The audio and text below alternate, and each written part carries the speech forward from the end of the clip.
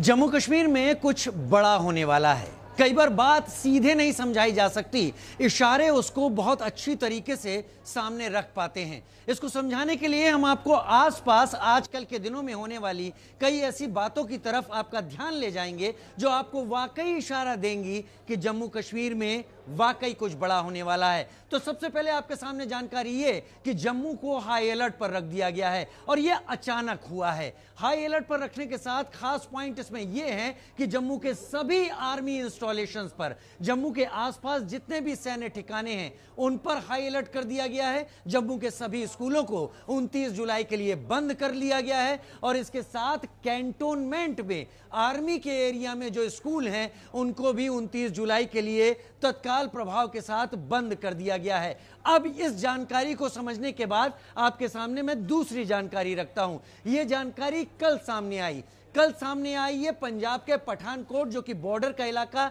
IB international border से लगा हुआ इलाका है। वहां पर 7 से 8 ऐसे लोग देखे गए जिन्होंने फंगतोली गांव में जाकर एक गांव में एक महिला से पानी मांगा। जब पहचान उस महिला ने उसकी करने की कोशिश की तो कोई भी समझ में नहीं आया, लेकिन पानी के बाद ये 7-8 लोग वहां से चले गए। इन 7-8 लोगों के कंधों पर बड़े और भारी बैग थे।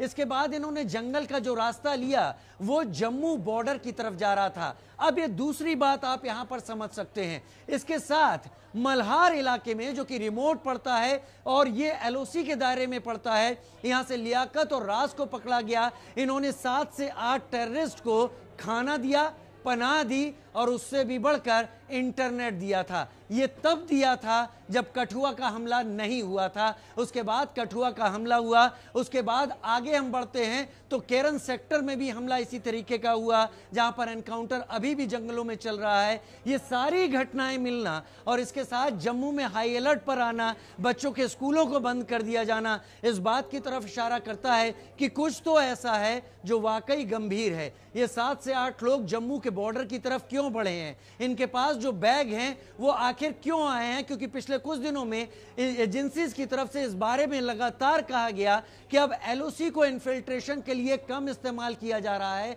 आईबी को ज्यादा इस्तेमाल किया जा रहा है। आईबी से तात्पर्य इंटरनेशनल बॉर्डर, और इंटरनेशनल बॉर्डर कठुआ डिवीजन को पार करते ही पठानकोट से लग जाता है, जो कि पंजाब के एरिया में आ जाता है। यानी वहां से आना, इन्फिल्ट्रेट करना, अपनी जरूरी चीजें मुहैया कराना अपने दलों को, और उसके बाद जम्मू में इंटर कर जाना। ये सारी चीजों को आप मिलाएं और पिछले कुछ दिनों से लगातार ड्रोन के जरिए आ रहे हथियार, ये हथियार एलओसी के पार जम्मू के कठुआ या फिर राजौरी, नौशेरा, सुंदरबनी यहां पर नहीं आ पा रहे थे।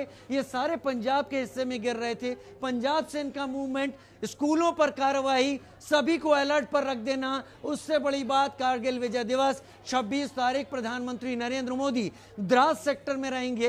पाकिस्तान को ताजा तरीन 25 साल पहले जो हार नसीब हुई, जिसमें पाकिस्तान के फौजियों को खदेड़ कर मार भगाया गया था तोललिंग, टाइगर हिल से और दूसरी चोटियों से, शायद पाकिस्तान को एक गंभीर घाव अब तक याद है। लिहाजा हमारा यह कहना गलत नहीं है कि जम्मू कश्मीर में वाकई कुछ बड़ा होने वाला है। ये सारे आतंकवादियों के बीच में ये जानकारी भी यहां पर ध्यान रखने वाली है कि जम्मू कश्मीर में और जम्मू रीजन में जो लोअर कैडर है वो अब जम्मू या घाटी के लोग बनते नहीं हैं। लिहाजा फॉरेन बेस्ड टेररिस्ट 50 की नफरी या संख्या में ये लगातार एजेंसीज कह रही हैं और जम्मू कश्मीर पुलिस कह रही है। इसको भी जोड़िए तो आप भी मानेंगे जम्मू कश्मीर में वाकई कुछ बड़ा होने वाला है।